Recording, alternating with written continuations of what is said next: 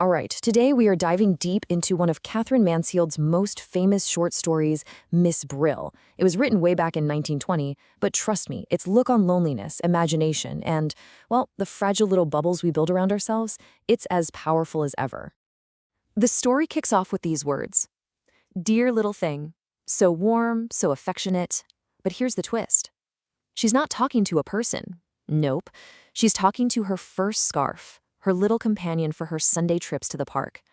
And right there, in that one little line, we get a peek into her very private, very lonely inner world. And that affection, for an object, it tells us so much.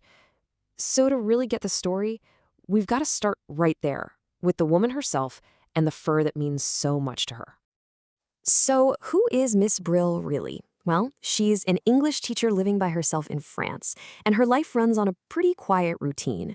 Her main gig during the week is reading to an elderly man who's usually asleep, by the way. So you can imagine her Sunday trip to the public gardens isn't just a casual outing. It's everything. It's the absolute highlight of her week. And this fur, it's way more than just something she wears. For her, it's alive. It's her confidant. She talks to it, she calls it a little rogue. It's almost like by pouring all this life and personality into it, she's trying to keep her own loneliness at bay. It's a stand-in for the human connection she's missing. And Mansfield gives us this really brilliant, subtle detail. The fur isn't new or perfect, it's a little shabby, its nose has had a knock, and you can't help but feel that this is a perfect mirror for Miss Brill herself, aging, a bit worn down by life, and underneath it all, just incredibly vulnerable.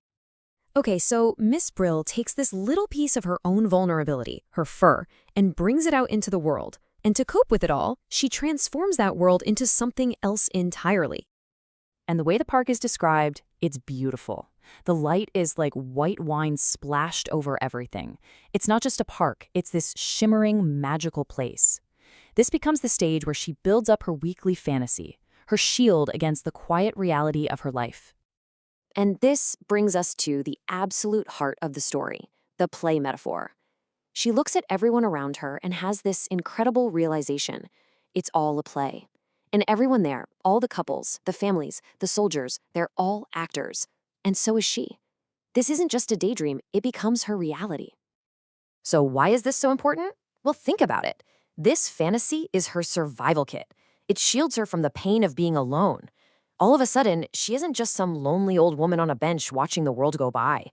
No way. She's an actress. She has a part. She belongs. She's part of the company.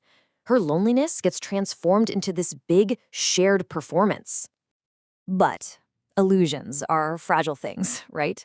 And just when she's at the absolute peak of her joy, her entire carefully built world comes crashing down, hard.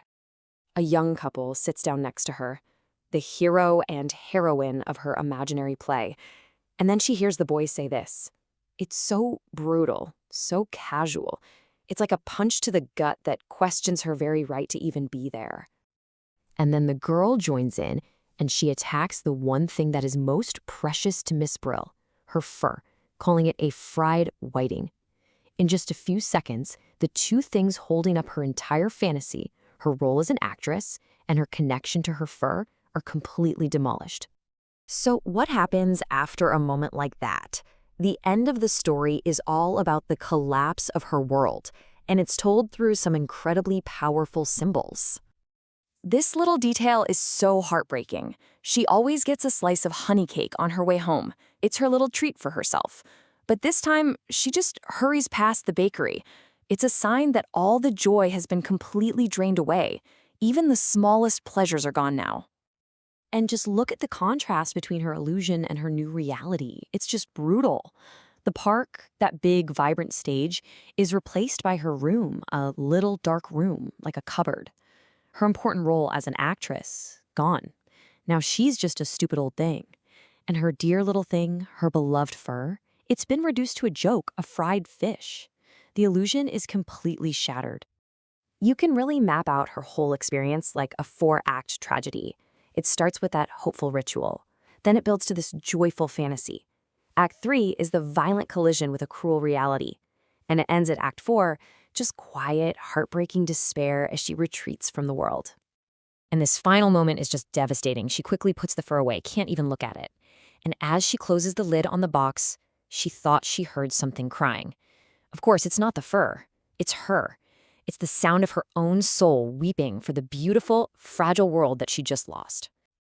So, what are we left with after a story this powerful? It really forces you to think about just how delicate the realities we build for ourselves can be.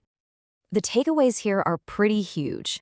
Miss Brill's story shows us how loneliness can push us into these elaborate deceptions just to get by. It's a reminder of how much our own self-worth can depend on what other people think of us. And maybe most of all, it's a stark warning that a few careless, cruel words have the power to absolutely wreck someone's world. And that really leads to the question the story leaves hanging in the air. Miss Brill built a story to survive. It was beautiful, it worked for her, and then it was shattered in an instant. It makes you wonder, doesn't it? How fragile are the stories that we all tell ourselves just to get through the day?